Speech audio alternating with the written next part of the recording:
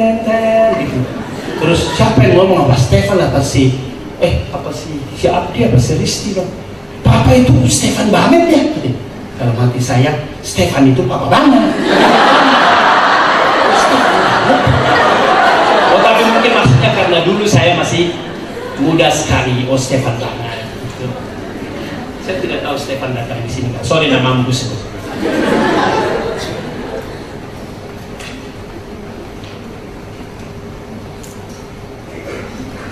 Oh saya senang cerita supaya kita jangan berteori saja terus. Hidup itu indah, betul. Berjanji, saya berkata sama istri, kita doakan sampai tua kita mesra. Maka permohonan saya sama istri saya di hari ulang tahun ke-27, saya bilang, Ma, tekad ya, makin tua jangan berantem kita ya. Soalnya anak-anak makin gede, makin pergi tuh. Kita berdua sisa di rumah. Kalau kita nggak kompak, nggak ada kawan.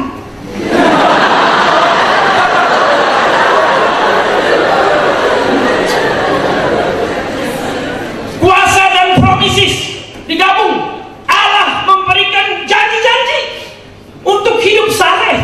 Janji-janji. Dan perhatikan kata yang digunakan, dua kata.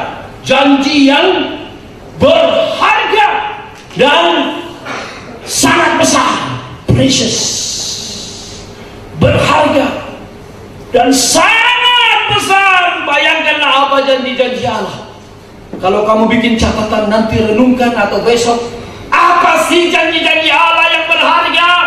Mungkin kamu ingat salah satu janjinya, saya percaya pasti hidup kekal, tidak terbayar. Apa sih janji Allah? Penyertaan selama hidup. Dia menyertai saya dengan kuasa yang ajaib. Wah, itu besar. Saya tidak terlalu pusing berapa miliar uang saya. Saya selalu minta yang penting Tuhan, selama saya hidup melakukan karyamu, penyertaanmu ada di sana. Saya tidak takut seluruh dunia, tidak. Setuju dengan pemikiran dan doa. Asal itu benar-benar dari Tuhan dan Tuhan menyertai, saya siap membayar harga.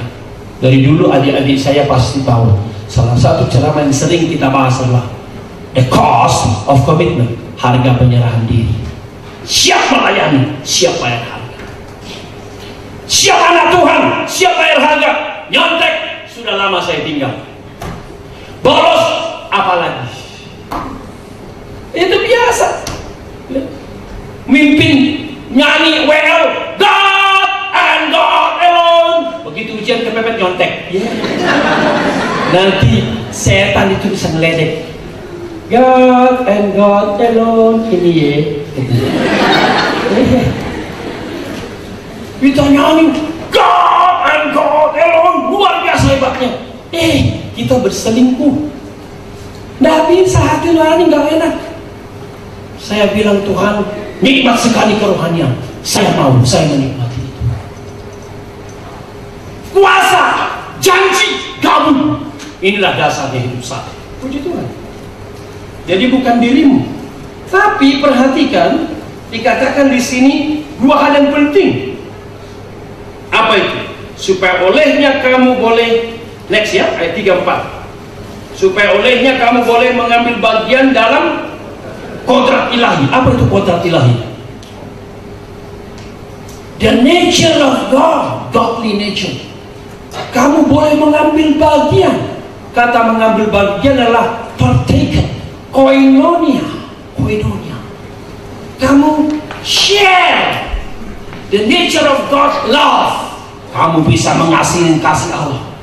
Tadi malam begitu selesai pelayanan setengah 12, lalu datang seorang, disalamkan tempel sama saya uang. Saya berkata, maaf tuh, saya tidak terima uangmu 1 sen pun. Hidup yang dilayani berubah, pulang dari sini honor yang tidak ternilai. Oh, itu kita praktekkan. Uang tidak bisa membayar saya. Saya pernah ditanya, honor bapak yang pantas kira-kira berapa? Kami mau kasih honor. Saya bilang 30 juta. Hah? Pak, kebanyakan pak. Iya, saya ditanya, 30 juta. Saya pikir sedikit dong 30 juta. Saya seorang dokter, pengalaman, studi semuanya di luar negeri. Oh iya, masa 3 juta? Kalau persembahan kasih oke, 3 juta boleh, 300.000 boleh, 30.000 pun boleh, gratis pun boleh. Dan kalimatnya kan yang pantas. Jadi saya bilang 30 juta. Oh iya, abang percaya diri banget nih. Masa minder? Kalau dokter latih, apa ini? Dan gara-gara luka kita holok dikit kalau kita enak. The nature of God. Apalagi perhatikan ini, luput dari hawa nafsu dunia. Wow. Luput apa itu? Lepas. Positifnya melalui kuasa dan janji Allah, you share the nature of God.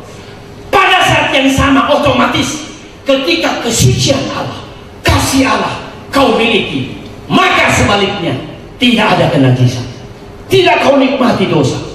Itu otomatis. Tidak mungkin kau berselingkuh, otomatis. Tidak mungkin kau bergelimang dosa, itu otomatis. Tidak mungkin hati kau beres berbohong, itu otomatis. Saya suka itu. Ada kuasa, ada janji-janji. Minta janji tiap hari. Saya butuh pertolongan, saya butuh kekuatan, saya butuh kesegaran rohani, roh yang menyala-nyala.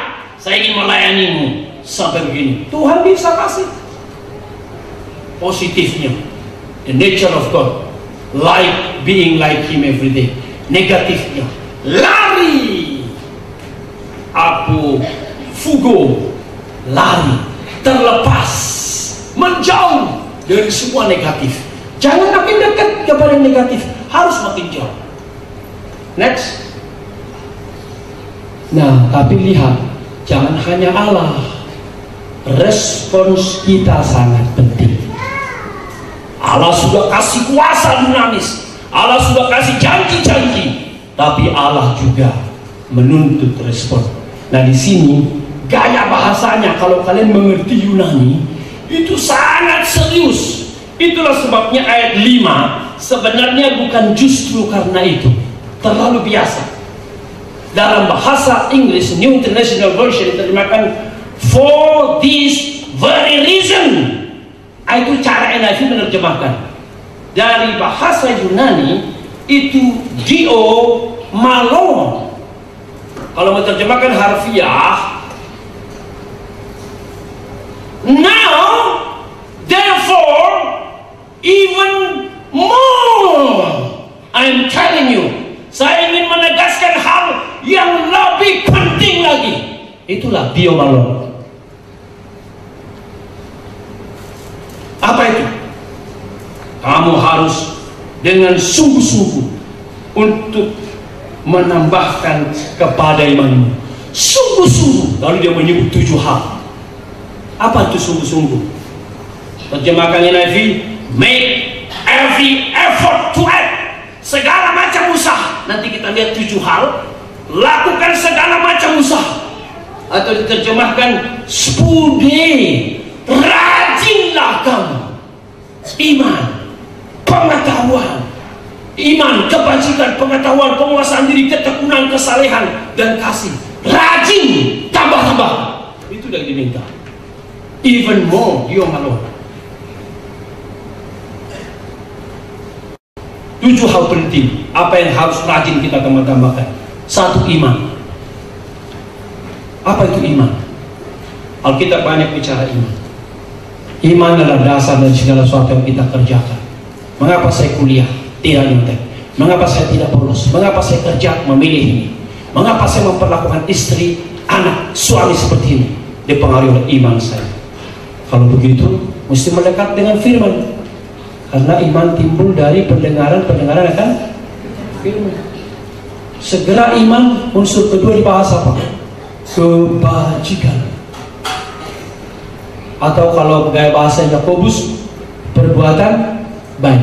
Iman tanpa perbuatan mati. Nah, langsung kebajikan, goodness. Jangan iman teoritis. Saya berkata kepada suami, jangan banyak ngomong kepada istrimu, jangan ngegombal, jangan ngebal. Ingat, istri dikaruniakan Tuhan rada. Lu hidup benar, sejauh mana kata-kata lu benar, itu rada mereka menembusi.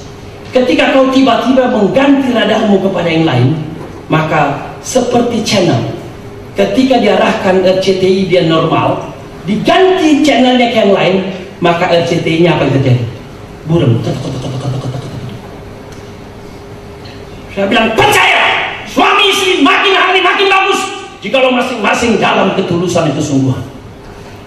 Tidak bisa tidak, pasti. Istri saya tidak tahu apa yang saya lakukan bertahun-tahun di luar negeri. Iya. Dan saya juga tidak tahu apa yang dia lakukan bertahun-tahun saya di luar negeri. Sama kan? Seorang perempuan berkata kepada saya, dari mana kamu tahu istrimu setia? Jangan-jangan. Saya bilang, shut up please. I trust her and she trusts me. Oh iya, dalam hal-hal yang serius benar, saya tidak sok suci. Pada berkata, sok suci lu ah. Apa lu kata? Sok suci? Iya. Bukan. Apa dong? Suci. Lu suci. Lu kasih gua contekan, tidak akan pernah tertarik saya contekan. Kalau bukan hak saya tidak mau. Oh iya. Inilah buahnya. Ada puasa, ada janji. Saya biarkan dia bekerja. Memang salah satu doa saya adalah apa? Demonstrasikan dalam diri saya apa artinya bertemu dengan Tuhan. Saya mau the ultimately, finally, pribadi yang menilai saya bukan Bang Peter, bukan Kak Dewi, bukan yang lain, Allah di surga. Ini terus saya kejar setiap hari. Bisa saya berdoa berjam-jam untuk mengejar Tuhan akan terjadi dengan saya. Begitu. Kebajikan, tapi kebajikan jangan bajik-bajik terus loh. Perlu penguasaan diri. Karena apa? Kalau kita bicara, pengetahuan langsung, perlu pengetahuan. Kalau kita melakukan kebajikan tapi tidak tahu apa yang terjadi, banyak hal terjadi. Misalnya melayani baik tapi studi terbengkalai, gitu. Rapat terus, ada orang rapat terus, Senin rapat, Rabu rapat, Jumat rapat. Saya berkata, ini apa ini? Lalu check out terus, check out 3 kali 4 kali check out. Setelah saya dengar, pantesan check outnya lama. Itu minimal 7 kali itu. Habis apa? Ceng ceng ceng ceng ceng ceng ceng ceng ceng ceng ceng ceng. Satu orang aja ngapal itu gak gampang, apalagi gabung 5 orang. Saya tadi ngeliat check outnya sederhana, begitu terus. Jangan rumit-rumit bikin. Karena apa? Belum tentu kita jemaat dengar seperti apa kalian punya pengantar dan penutupmu. Yang penting kita fokus nyanyi, bikin driving force. Indah masuknya, mudah masuknya, makin sulit masuknya, nyanyinya makin gak enak.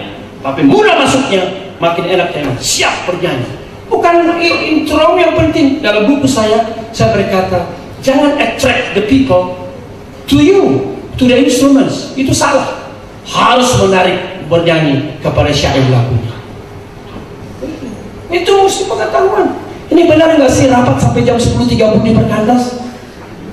Berarti jam berapa di rumah? Itu. Tapi memang ada orang aliran menyiksa diri. Makin tersiksa dia kira Tuhan makin senang. Saya bilang gini, kalau lu nggak laku-laku sampai umur 37, jangan bilang Tuhan tidak berkenan. Lu yang jual mahal.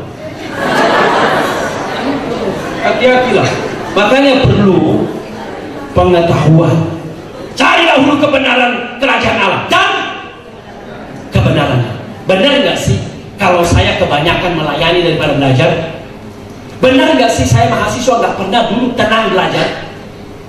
Benar nggak sih saya duduk di kelas ingatannya rapat terus? Duduk di kelas. Nggak benar. Perlu pengetahuan. Lanjut, perlu penguasaan diri. Belajar terus. Kalau nggak menguasai diri habis. Perlu penguasaan diri. Karena ilmu itu tidak ada habisnya. baru penguasaan diri. Yang kelima, setelah kita bisa menguasai diri, jangan menguasai diri lalu berhenti. Perlu endurance, ketekunan. Bagaimana supaya dalam tempo 20 tahun, 30 tahun, makin lama makin kuat. Ya, tema kita ya, tema alumni.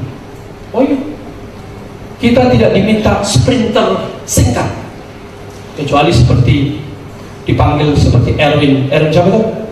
Teman kita itu Erwin. Ya. Sebentar aja dia lewat, meninggal. Oh, kita mau long maraton di hadapan Tuhan.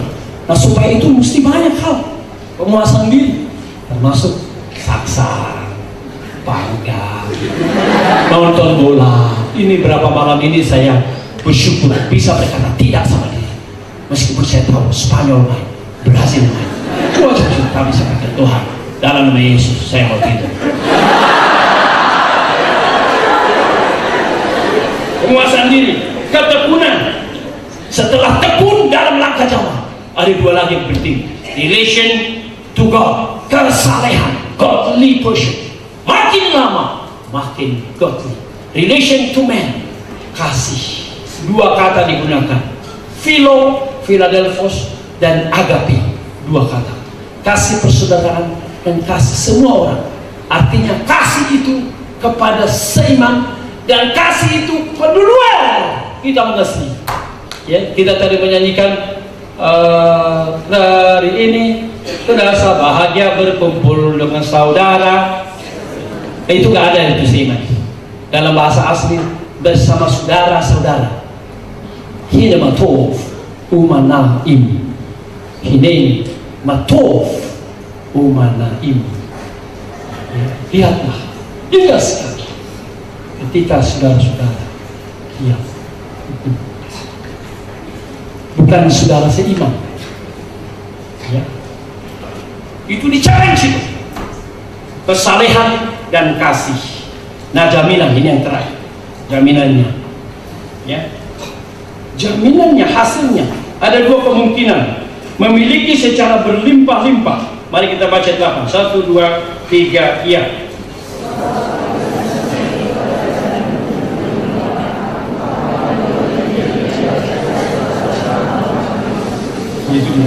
Nah, coba terjemahannya ini, maafkan saya, agak sulit saya melihat cara menerjemahkannya.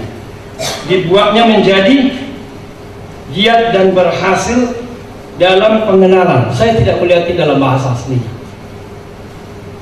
Kalimat aslinya ada dua dalam bentuk negatif: argos dan akarpos. Karpos itu buah, akarpos tidak berbuah.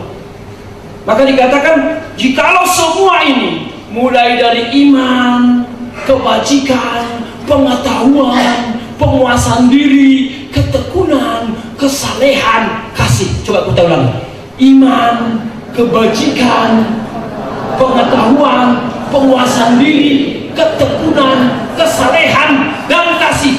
Kalau ini berlimpah-limpah, bukan asal-asalan, bukan cukup-cukupan, bukan sekedarnya, beriman yang benar, bajik yang benar, mengetahui yang benar, self-control yang benar dalam penyerahan kepada Tuhan, maka dikatakan apa? Dua hal tidak terjadi. Kamu menjadi argos, pengangguran. Jadi tidak menjadi argos, jadi depannya tidak menjadi akarpos. Maksudnya apa? Ada dua hal di otaknya Petrus: orang-orang bermalas-malasan dan orang yang tidak efektif hidupnya, tidak berbuah. Maka dia berkata, mau menghindari rahasianya apa? Alami Tuhan secara sempurna. 7 hal berlimpah-limpah. Jikalau Tuhan 7 hal itu ada berlimpah-limpah, maka kamu tidak mungkin menjadi pengangguran.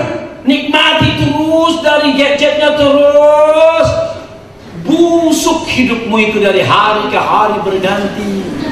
Busuk, hari 2 tahun, 3 tahun, pengangguran terus. Bila perlu ciptakan kerjaan untukmu, kau gaji sendiri dirimu. Oh iya, buktikan kau sanggup sama orang lain. Tidak jadi pengangguran. Dan juga dikatakan tidak menjadi tidak berbuah. Ini jaminan pasti.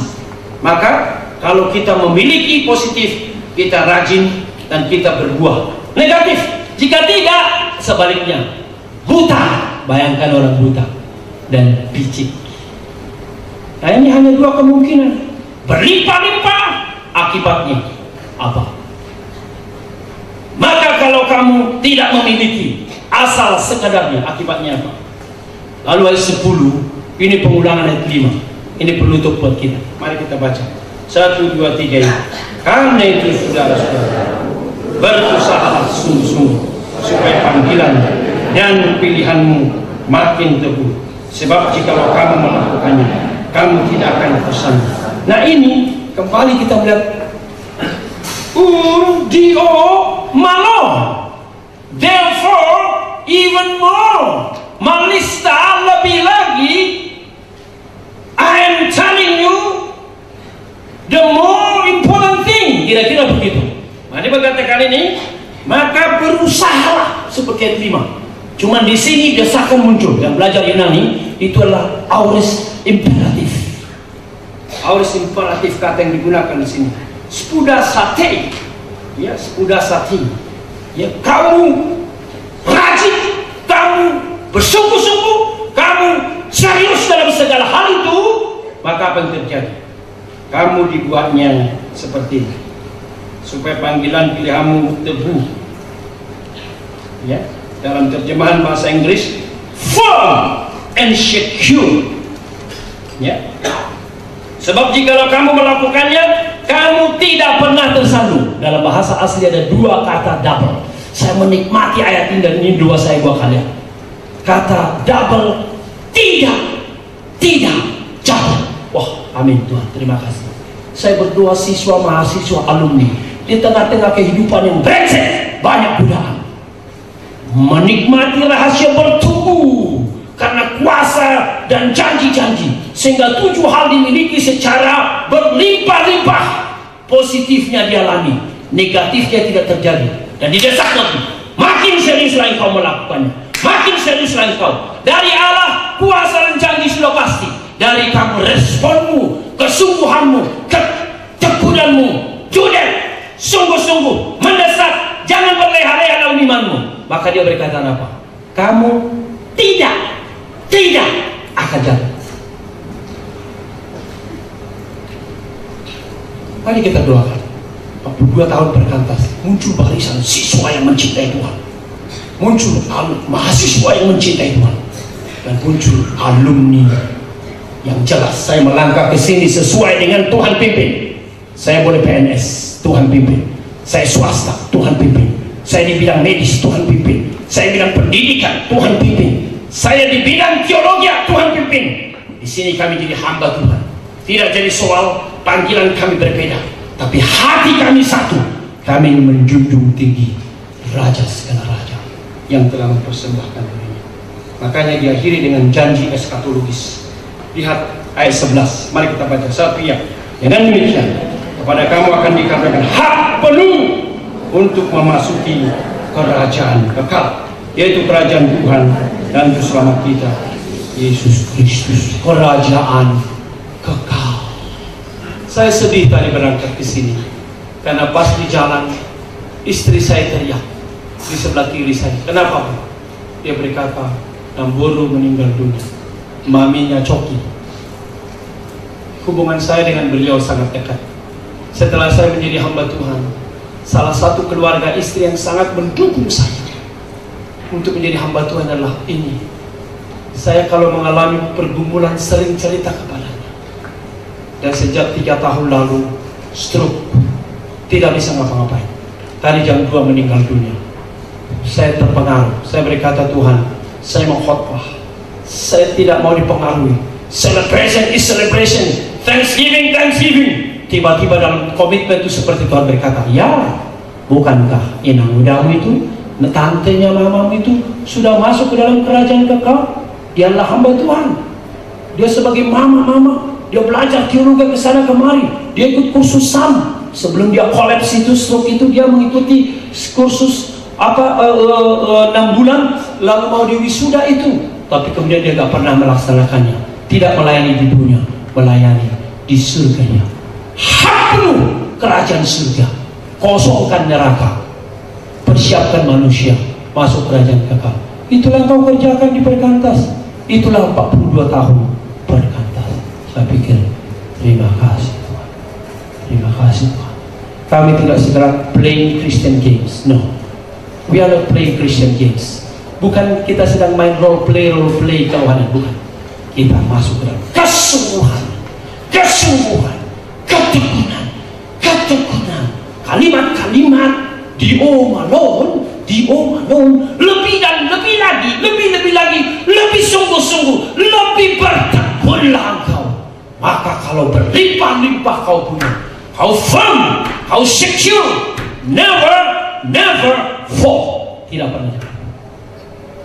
Doa saya bukan hanya si A, si B, si C yang makin hari makin menikmati apa artinya dilayani oleh Tuhan melalui Perkantas. Semua kita yang hadir malam ini, itu doa saya. Ini kesimpulan penutup. Mari kita baca. 1, 2, iya.